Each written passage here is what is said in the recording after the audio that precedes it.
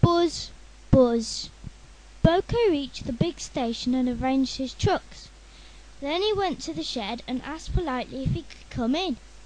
Duck was not pleased to see a diesel, but presently, when he found that Boko knew Edward, he became more friendly. And by the time Boko told him about Bill and Ben, they were laughing together like old friends. "Have they ever played tricks on you?" asked Boko. "Goodness me, yes," chuckled Duck. "Edward is the only one who can keep them in order." "You know," went on Duck, "I sometimes call them the bees." "A good name," chuckled Boko. "They're terrors when they start buzzing around." Just then James bustled in. "What's that, Duck? Are you terrified of bees? They're only insects after all, so don't let that buzzbox diesel tell you different. His name is Boko, and he didn't. I wouldn't care," interrupted James, "if hundreds were swarming round. I'd just blow smoke and make them buzz off." "Buzz, buzz, buzz," retorted Duck. James retired into a huff. James was to pull the express next morning, and when Duck brought his coaches, the platform was crowded. "Mind your backs, mind your backs!" Two porters were taking a loaded trolley to the front van.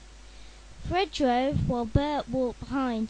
"Careful, Fred, careful," warned Bert. But Fred was in a hurry and he didn't listen.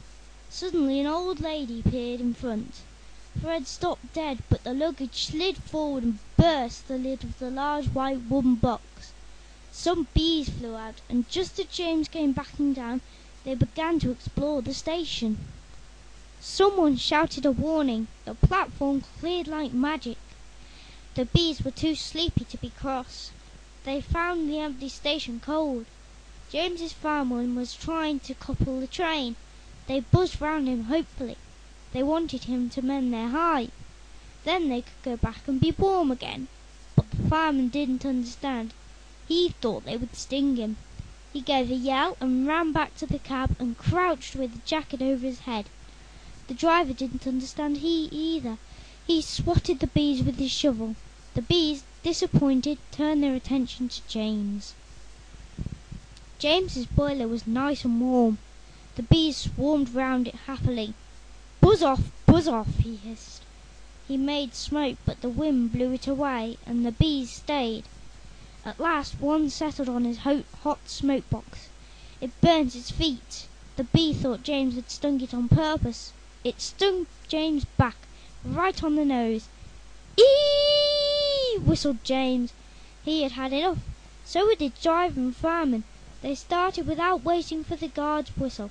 They didn't notice till too late that they left their train behind. In the end it was Boko who pulled the express. He was worried at first about leaving his trucks, but Duck promised to look after them, and it was arranged. He managed to gain back some of the lost time, and the Fat Controller was pleased with him.